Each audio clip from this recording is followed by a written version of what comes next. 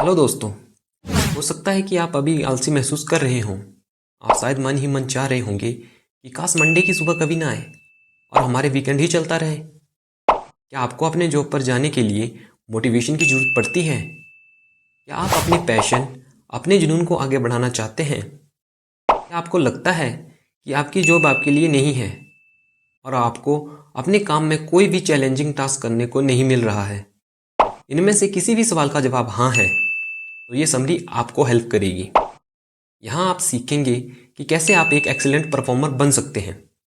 आप ये भी सीखेंगे कि पॉजिटिव इम्पैक्ट कैसे बनाया जाए, एक बेहतरीन टीम कैसे बनाई जाए और हर दिन प्रोडक्टिव कैसे बने। What are my strengths? बहुत से लोगों को लगता है कि वे अपनी स्ट्रेंथ यानी अपनी ताकत को पहचानते हैं, लेकिन वे अक्सर गलत होते हैं। लोग अपनी कमजोरियों के बारे में भी अंदाजा लगाते हैं, लेकिन वे इसमें भी ज़्यादातर गलत होते हैं। पुराने ज़माने में लोगों को ये जानने की ज़रूरत नहीं होती थी कि उनकी ताकत क्या है। एक शख्स का एक प्रोफेशन लेकर ही पैदा होता था। जैसे कि किसान का बेटा किसान ही होता था, कारीगर की बेटी किसी कारीगर की ही पत्नी बनती थी। लेकिन अब हमारे वक्त में हमारे पास कई ऑप्शंस हैं। हम कौन सी फील्ड में जाएंगे, इसे समझने के लिए हमें अपनी ताकत तलाशनी पड़ती है। ऑथर पीटर हमें हमारी ताकत पहचानने का एक इफेक्टिव तरीका बता रहे हैं। ये है फीडबैक एनालिसिस का तरीका। जब भी आप कोई इंपॉर्टेंट स्टेप उठाते हैं या कोई भी ज़रूरी फैसला करते हैं तो अपनी उम्मीदों की लिस्ट बना लीजिए।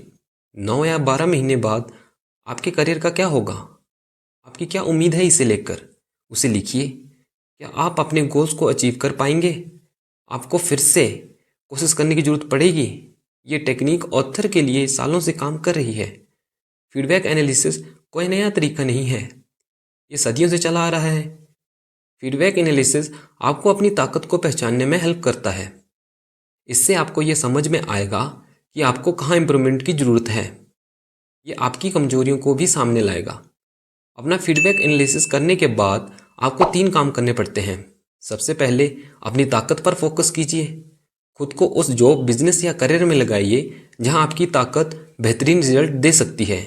दूसरा, अपनी ताकत में इम्प्रूवमेंट कीजिए। देखिए कि आपको कहाँ ज़्यादा प्रैक्टिस की ज़रूरत है और अपने स्किल, अपने हुनर को तराशते रहिए। तीसरा, इंटेलेक्चुअल एरोगेंस से बचिए। यह वह घमंड है जो आपको नई चीज़ें सीखने से रोकता है।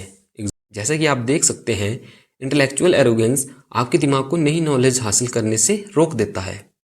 अगर आपको लगता है कि आपके अंदर भी इंटेलेक्चुअल एरोगेंस है, तो आपको इसे दूर करना चाहिए। What are my values? अपने आप को मैनेज करने के लिए आपको खुद से ये सवाल पूछने की ज़रूरत है। मेरे वैल्यूज़ क्या हैं? इस सवाल का जवाब पाने में जो टेक्निक काम आएगी वह है मिरर टेस्ट टेक्निक। एक बार एक एम्बेसडर थे जिन्हें देखकर लगता था कि ये बहुत आगे तक जाएंगे। वे एक इज्जतदार डिप्लोमेट थे और उन्हें फॉरेन मिनिस्ट्री या फेडरल चांसलर के तौर पर प्रमोट किए जाने की पूरी उम्मीद थी। लेकिन कुछ सालों में उस एम्बेसडर ने अपने पोजीशन से रिजाइन करने का फैसला लिया। उस एम्बेसडर को किंग एडवर्ड 7 के लिए डिनर होस्ट करना था। उस किंग को औरतों का शौकीन माना जाता था और वे चाहता था कि डिनर में कई सारी औरतें शामिल हों ताकि वो उनके साथ वक्त बिता सके। इसी वजह से एम्बेसडर ने रिजाइन किया था। उन्होंने कहा, मैं सुबह जब दाढ़ी बनाने जाऊंगा तो आईने में एक दलाल को नहीं देखना चाहता। अब आपको भी खुद को आईने में देखने का वक्त आ गया है। कल सुबह आप किस तरह के इंसान को आईने में देखना चाहते हैं? इंसानों के कुछ वैल्यूज होते हैं, ऑर्गेनाइजेशन के भी अपने वैल्यूज होते हैं। अगर कोई शख्स किसी ऐसे ऑर्गेनाइजेशन के लिए काम कर रहा है जिसके वैल्यूज उससे अलग हैं तो वह एम्प्लॉय परेशान रहेगा और उसका परफॉर्मेंस भी लो होगा। What should I contribute? पुराने ज़माने में लोगों को खुद से ये सवाल नहीं पूछना पड़ता था, मुझे क्या कंट्रीब्यूशन यानी योगदान देना चाहिए। उन्हें बचाया जाता था कि उन्हें क्या करना है और उन्हें उनका काम दे दिया जाता था। उन्हें किसान या कारीगर, मालिक या मालकिन बनने को कहा जाता था। लेकिन 1960 के दशक के आखिर में लोगों ने यह सुनने से इनकार कर दिया कि उन्हें क्या करना चाहिए। यंग मर्द और औरतें अपने हिसाब से काम करने लगे। वे खुद ही ढूंढने लगे कि वे क्या करना चाहते थे। मुझे क्या कंट्रीब्यूशन देना चाहिए, ये जानने के लिए यहाँ 3 गाइड सवाल दिए गए हैं। सबसे पहले आपको ये जानना होगा कि सिचुएशन की क्या डिमांड है। दूसरा, अपनी ताकत, वैल्यूज़ और परफॉर्म करने के तरीके के बेसिस पर जानिए कि आप अपना बेस्ट कंट्रीब्यूशन कैसे दे सकते हैं। तीसरा, आपको ये जवाब देना होगा कि कौन से रिजल्ट से फ़र्क पड़ेगा।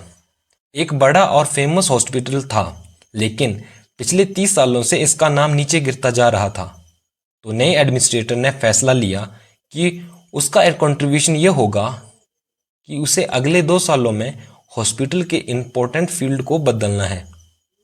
इसके लिए उसने इमरजेंसी वार्ड को चुना, जो अब बेकार और इनइफेक्टिव होता जा रहा था। उसका गोल ये था कि इस वार्ड में आने वाले हर पेशेंट को 60 सेकंड के अंदर नर्स चेक करे।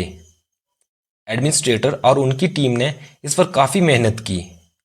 1 साल के अंदर ही उस हॉस्पिटल का इमरजेंसी वार्ड पूरे अमेरिका के सभी हॉस्पिटल्स के लिए एक रोल मॉडल बन गया। अगले 2 सालों में उस हॉस्पिटल के दूसरे डिपार्टमेंट में भी पॉजिटिव बदलाव आए। जैसा कि इस एग्जाम्पल ने दिखाया, छोटे छोटे इंटरवल के लिए प्लान बनाना इफेक्टिव होता है, ना कि बहुत लंबे वक्त के लिए plan banana. Responsibility for relationships. अपने करियर में हम दूसरे लोगों के साथ करने से बच नहीं सकते, फिर चाहे वे एम्प्लॉय हो, एंटरप्रेन्योर हो, फ्रीलांसर हो या कोई और। इसलिए अपने आप को मैनेज करने में अपने रिश्तों की जिम्मेदारी लेना भी शामिल है। इसके 2 पार्ट हैं। पहला है, आपको ये मानने की ज़रूरत है कि दूसरे लोग भी आपकी ही तरह हैं। उनके पास भी उनकी अपनी ताकत है, वैल्यूज़ और काम करने का तरीका होता है। एक अच्छा वर्किंग रिलेशनशिप बनाने के लिए आपको अपने साथ काम करने वालों की ताकत, वैल्यूज़ और परफॉर्मेंस टाइप को जानना बहुत ही ज़रूरी है। यह बहुत आसान लग सकता है, लेकिन अक्सर इसे लोग नज़रअंदाज कर देते हैं। उस एम्प्लॉय का एग्जाम्पल लीजिए जिसे हर मंडे को अपने बॉस के लिए रिपोर्ट लिखना होता है। सब कुछ ठीक चल रहा था क्योंकि उसका बॉस उन लोगों में से था जो पढ़कर चीज़ों की इन्फॉर्मेशन लेता है। लेकिन एक वक्त आया जब एक नए बॉस उसकी जगह ले ली। इस एम्प्लॉय ने नए बॉस को रिपोर्ट भेजने का काम जारी रखा, लेकिन नया बॉस सुनने वालों में से था, ना कि पढ़ने वालों में से। क्योंकि इस एम्प्लॉय ने ये जानने की कोशिश नहीं की कि नया बॉस लिसनर है या रीडर, तो ये एक प्रॉब्लम बन गई थी। नए बॉस को लगने लगा कि एम्प्लॉय आलसी और नकारा है। आपको हमेशा याद रखना चाहिए कि बॉस किसी ऑर्गेनाइजेशन में सिर्फ एक पोजीशन नहीं है। बॉस असली लोग होते हैं। वे ऐसे लोग होते हैं जिनकी अपनी ताकत, कमजोरियां, वैल्यूज़ और परफॉर्म करने के तरीके होते हैं।